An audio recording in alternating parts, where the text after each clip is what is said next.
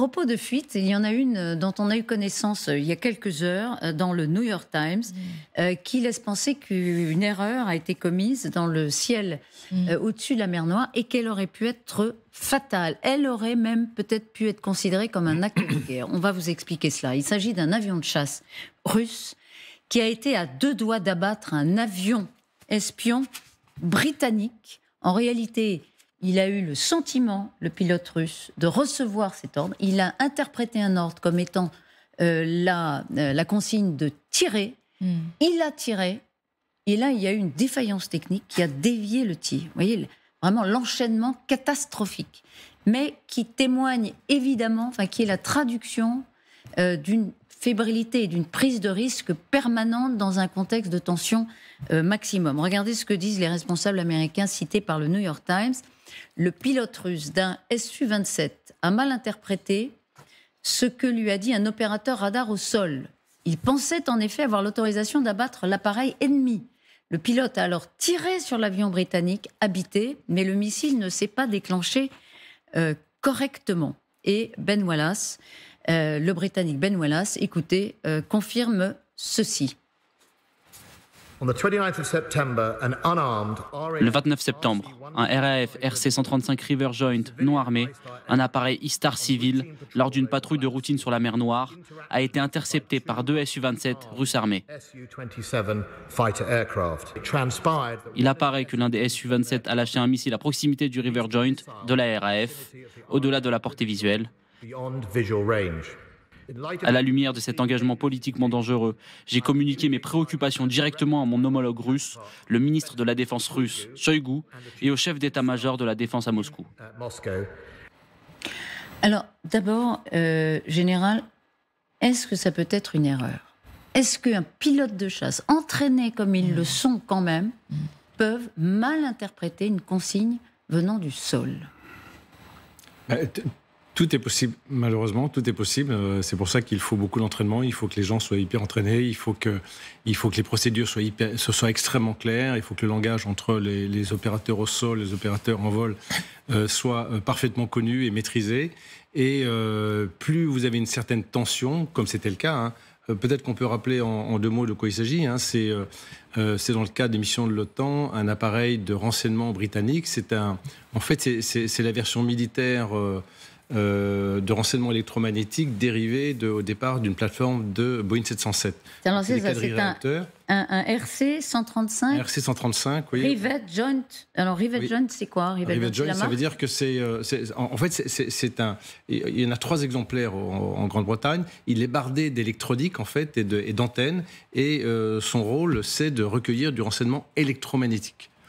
Donc, c'est l'équivalent du Gabriel. Oui, c'était en France, on avait un Transval Gabriel. C'est quoi le renseignement électromagnétique ? Ça veut dire tout ce qui passe comme ondes électromagnétiques, c'est-à-dire des fréquences de radar, des fréquences de détection de missiles solaires, des écoutes radio aussi, des dialogues, toutes les émissions, même du portable éventuellement, tout ce qui est émis dans l'air au niveau radioélectrique est capté par ce genre d'engin. Alors, analysé. Autre question, il y a 30 personnes à bord. Il y avait 30 personnes. Donc, c'est pas un petit équipage. Non. Pourquoi autant de personnes ? Parce qu'ils analysent en permanence. En même temps, bien sûr. Et puis chacun a dédié forcément à des fréquences. Il peut y avoir des détections infrarouges. Il y a aussi, peut-être, ils font de la photographie aussi, avec des moyens spécialisés. Donc c'est multimission, mais c'est un avion espion. En fait, construit par les Américains. Les Anglais en ont 3 exemplaires depuis 2014. Et cet avion faisait une mission au-dessus de la mer Noire. Et comme vous le savez régulièrement, comme on a pu voir l'autre jour, le Sukhoi 27 interceptait le drone, vous savez, américain. Et les avions russes sont venus dans l'espace aérien international observer cet avion. Et puis, évidemment, qu'est-ce qui se passe entre le pilote russe à bord et le commandement au sol ? Qu'est-ce que je fais ? Alors, je l'ai en contact, et puis, apparemment, il y a une mauvaise interprétation. Effectivement, il semblerait qu'il y ait eu un tir d'un missile BVR, c'est Beyond Visual Range. Ça veut dire qu'au-delà de l'espace visuel, alors, c'est pas très clair dans ce que dit le ministre de la Défense britannique. Est-ce que lorsque l'avion de chasse a tiré, il ne voyait pas l'appareil ? Parce que je crois qu'il a escorté plus ou moins cet appareil pendant presque. Il dit que le missile ne s'est pas déclenché correctement. Oui, correctement. Ça veut dire qu'il peut être tiré, mais il n'a pas forcément explosé.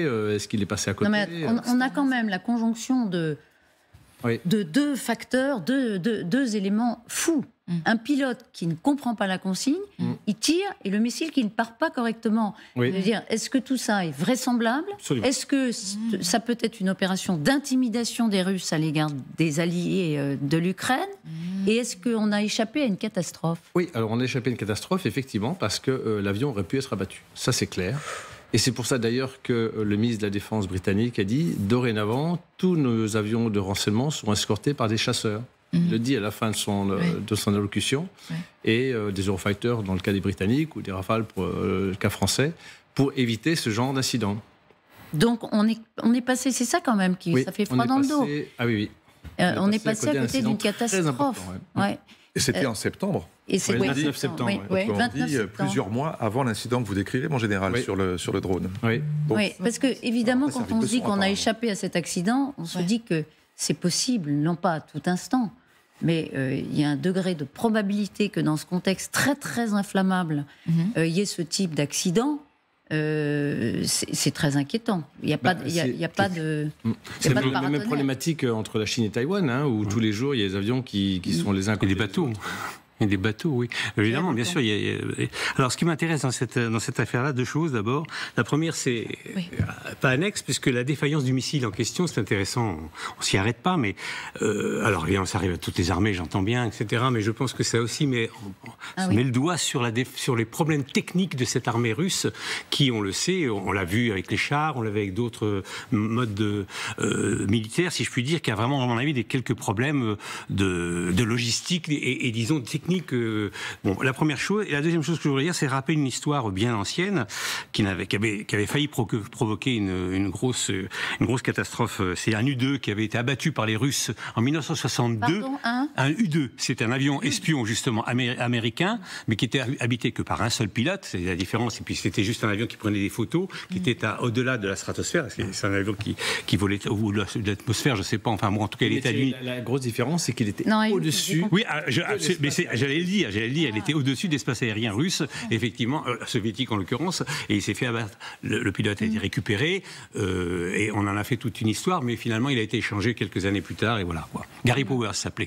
Et une dernière chose qu'on peut dire aussi, c'est que, et le ministre britannique n'est pas explicite là-dessus, c'est est-ce qu'il a tiré avec une détection radar, et auquel cas l'avion est équipé aussi en brouilleur, si vous voulez. C'est-à-dire qu'il a pu leurrer le missile. À partir du moment où vous savez, il y a des capteurs. L'avion cible, en fait, le Rivet John. Nous, on a ça dans un avion de chasse. L'avion britannique peut brouiller. Voilà. Je vous explique, nous, dans un petit avion de chasse comme ça, on a des écrans qui vous détectent toutes les menaces électromagnétiques.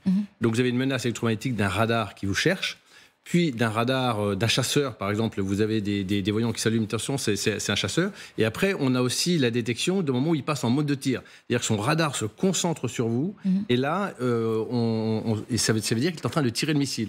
Et donc, on peut mettre des mesures électromagnétiques. Cela dit, le ministre de la Défense russe, Shoigu, avait évoqué lui-même un dysfonctionnement technique. Donc, ça viendrait peut-être plutôt des Russes que d'une habileté technique britannique. Très, très vite, Macha. Est-ce que vous croyez à l'erreur ?